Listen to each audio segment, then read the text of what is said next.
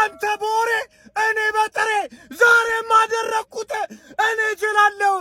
አንድ ነገር ልንገርህ፣ በጣም ታሳዝነኛለህ።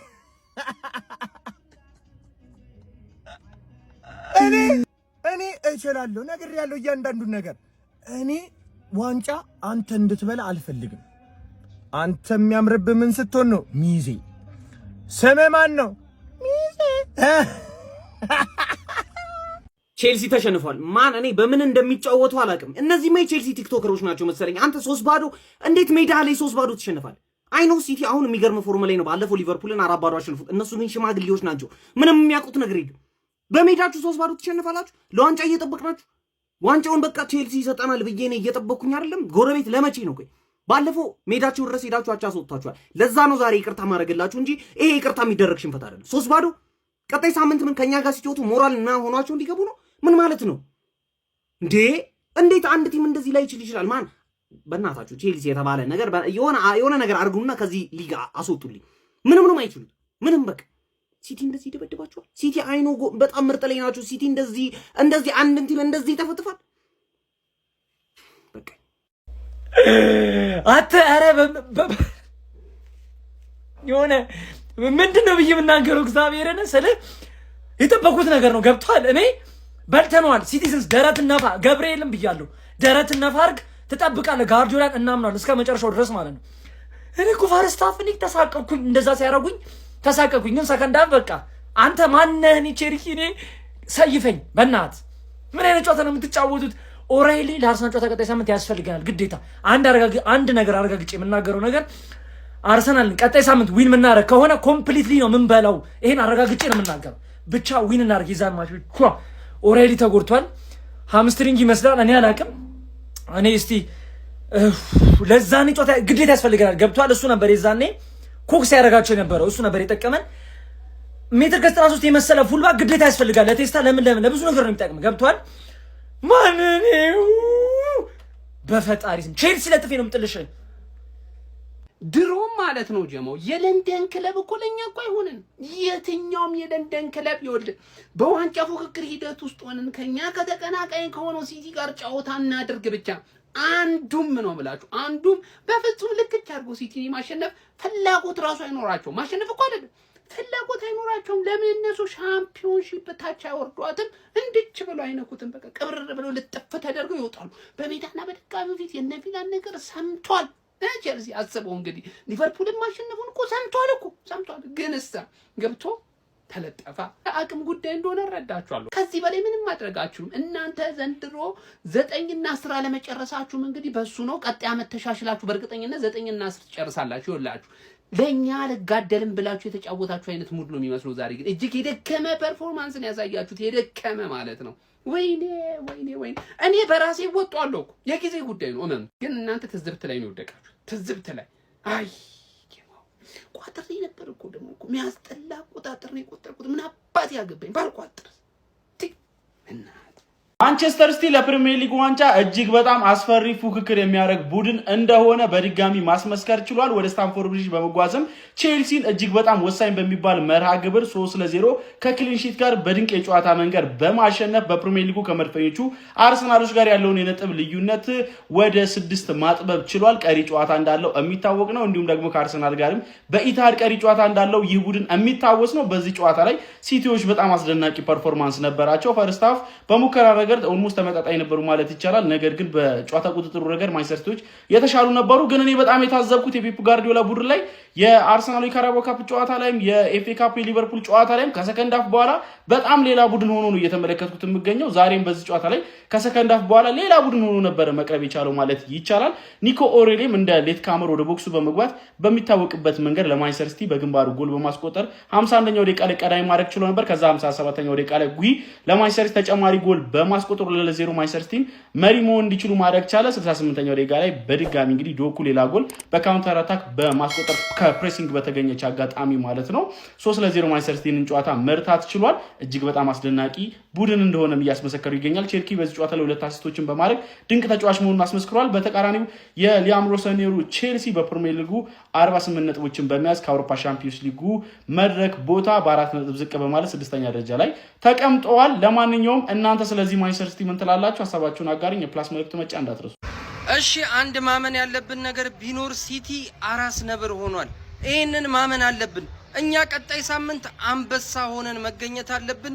ምንም ጥርጥር የለውም። አርሰናል ቀጣይ ሳምንት አንበሳ ሆኖ ራሳችን በራሳችን ውጤቱን ተቀብለን ዋንጫ እንደምንበላ ምንም ጥርጥር የለኝም። እሺ አርሰናል ደጋፊዎች የእናንተን ስሜት አሁን በደንብ እረዳችኋለሁ። በደንብ ማለት ነው። በክለባችሁ ትንሽ እምነት አጣችኋል። ግን እመኑኝ አርሰናል ቀጣይ ሳምንት ሲቲን አሸንፎ የዋንጫውን ጉዞ እጅግ በቃ ምን ልበላችሁ በቃ በደንብ ነው የሚያጠናክረው ነው ማለት በደንብ ኮፒ ሊንክ እና ሼር እያደረግ ለመላው ለአርሰናል ጀማዓ አዳርስ። ይመቻችሁ። እንደዚህ በላ ቴላ እንደዚህ በላ የጽዌው ድምቀት ነው በላ እንዳይባንን ነው በላ ቴላ በላ እኔ ለወያለው ሰጠሁት 3 ነጥብ ለበላው እንዴት እከለክላለሁ በላ ከኔ ሻምፒዮንስ ሊግ የሀገር ሰላም ይቀድማል በላ ቼላይ በላ የኔ ቼላ ወንድም ጥላ በላ ይኸው ፕሪያ እኔ አቋማሲዮ አንቺን ሻምፒዮንስ ሊግ ካላስገባው ሰው አይደለሁም በቃ ሰው አይደለሁም በቃ ይሄ ነው በቃ ይሄንን ነው የምፈልገው ከአንቺ ወንድሜ።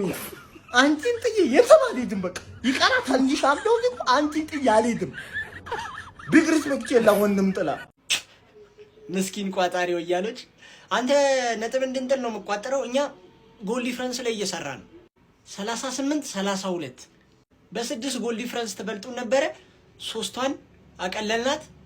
2-0 እንኳን ከተሸነፋችሁ ጎል ዲፍረንስ ደግሞ ተቀለበሰ ማለት ነው። ዳትፋር መሄድ አያስፈልግም። ሲጀመር በነጥብ እንደምንበልጣችሁ እኔ በቲሜት ተማመናል። እኩል ቢሆን እንኳን አርሰናል ጎል ዲፍረንስ አለው ምን አለ የሚሉት አድርስለት። ያው እናም ሲቲ ከዚህ በኋላ ሁሉንም ጌም ካሸነፈ አርሰናል ደግሞ የሲቲን ጌም ተሸንፎም ቢሆን ከዛ በኋላ የቀረውን ካሸነፈ በነጥብ እኩል ስለሚሆኑ ማለት ነው። ማኔ ማግባት ችግር አለበት ይታወቃል።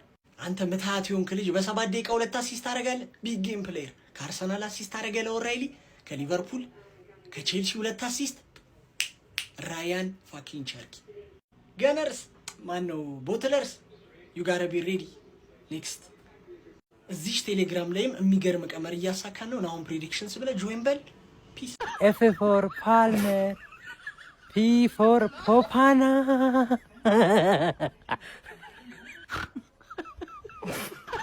ማንቸስተር ሲቲ ቼላው ወንድም ጥላን 3-0 ብራዘር ዋንጫውን አጣኸዋል። መልፋት አያስፈልግም። ዋንጫውን አጣኸዋል። በቃ ሲቲ ፎርም ላይ ነው ተናግሬ የነበረ ቅድም ማለት ነውና ሲቲ ትላልቅ ቲሞችን ማለት ነው ብዙ ጎል እያስቆጠረ ሊቨርፑልን 4-0 ይሄን ደግሞ 3-0 ከዚህ በኋላ ሲቲ ማንንም አያቆመም ብራዘርና ፕሪሚየር ሊጉን ማጣኸዋል። ለአራቱ ዋንጫ ነው የምጫወት ምናምን ስትል ማለት ነው አንዱ ዋንጫ ሳትበላ ያልቅ ነው የፕሪሚየር ሊግ ማለት ነውና ቀጣይ ሳምንት ደግሞ አንተን ያገኛል እንደዚሁ በ3 ወይ ደግሞ በ2 ጎል ልዩነት ሲጥት አድርጎ አንድ ተስተካካይ ጨዋታ አለው ዋንጫውን ይበሏል ማለት ነው ብራዘር። በዚህ አመትም ይዜ ትሆናል። ምንም መሆን አይችልም። የማንቸስተር ደጋፊ የቋጠረበት ክለብ የትም እንደማይደርስ የተረጋገጠ ነው ብራዘር። ይመቻችሁ ሲቲያንስ። አይደለም መጠብጠብ የፈለገውን ማድረግ ይችላል። በደንብ እኮ ነው እግር ኳስ የሚችለው። ያራዳ ልጆች ወደፊት እኮ ነው የሚጫወተው። እንደነገሌ ወደ ኋላ መሰለ የሚጫወተው። በአንድ ጨዋታ ላይ አትሪክ ምናምን 4 ሁሉ አሲስት ሊያደርግ ይችላል። እንደ ብሩኖ ማለት ነው። እንደ ጀግናው ብሩኖ ላይ እንዳትደርስ መውጣት አለበት ብሎ ነው ፔፕ ያስወጣው ማለት ነው።